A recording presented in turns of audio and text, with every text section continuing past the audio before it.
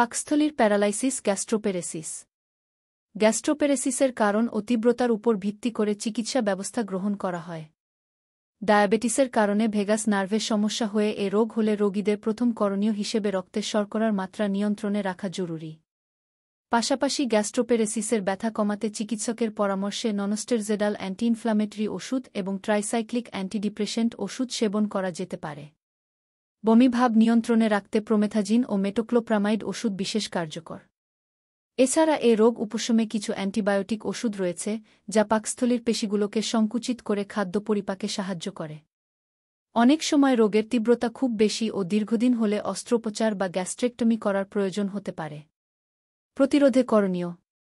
গ্যাস্ট্রোপেরেসিস প্রতিরোধে দৈনন্দিন জীবনযাপনে আনতে হবে নিয়ন্ত্রণ এবং মেনে চলতে হবে কিছু নিয়ম।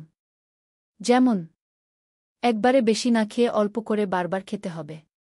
খাবার ভালোভাবে চিবিয়ে খেতে হবে। সহজে হজম হয় এমন খাবার খেতে হবে। শাকসবজি, মাছ-মাংস ভালোভাবে সিদ্ধ করে রান্না করতে হবে। পর্যাপ্ত পানি পান করতে হবে। তরলের ঘাটতি পূরণে স্যুপ ও ফলের রস খাওয়া যেতে পারে। খাবার খাওয়ার অন্তত 2-3 ঘণ্টা পর ঘুমাতে যেতে হবে। নিয়মিত ব্যায়াম করতে হবে।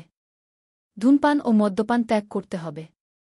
লেখক, মেডিসিন, পরিপাকতন্ত্র ও লিভার ব্যাধি বিশেষজ্ঞ।